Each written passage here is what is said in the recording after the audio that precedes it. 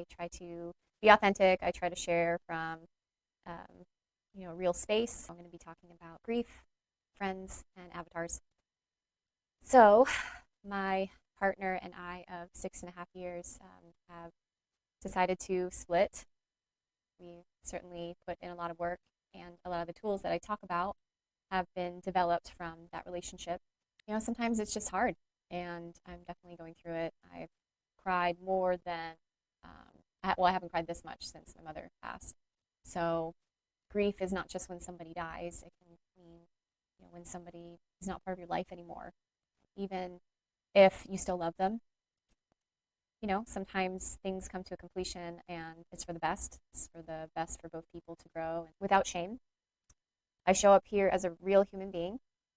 I show up here as somebody who uses her tools, but when you have a situation that involves both people, sometimes there needs to be collaboration and cooperation and reciprocation on both ends. And if you don't have that, it can, at a certain point, be the end of the road. So, grief. Grief is something that I typically process well. Doesn't mean that when it comes up, it's not easy. It is. And even as I'm talking, I can kind of feel my wanting to retreat back into my body. But I'm breathing deep. If you notice, I'm sighing a lot. Reclaiming and reestablishing who I am without that person.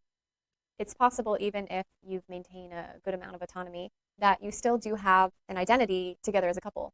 And when that identity is broken, and then your ego, your the faculties of your brain that are looking for some kind of identification, it's not there. But when you go there with the mind, and it's like, oh wait, oh, we don't have this anymore. I'm like, thanks, brain. So I've had waves of grief come up of remembering the good times, thinking, oh, what could I have done different? Is there anything? And of course, every relationship, there's certain things that you could have done different. Everyone has blind spots, everyone. And I know that I did a lot of inner work.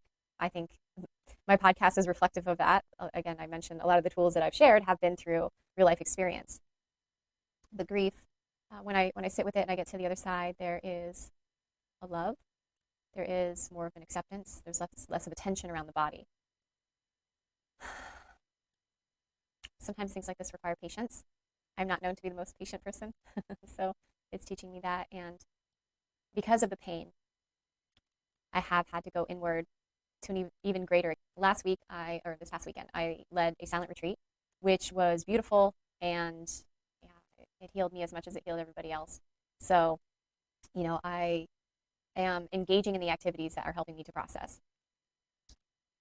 Just because you do those things doesn't mean you're not going to feel it. But the hope is that you get through it with more skill and more grace, and you don't implode maybe as much. And I can tell you that in this breakup, nobody is the bad guy. I'm not a victim.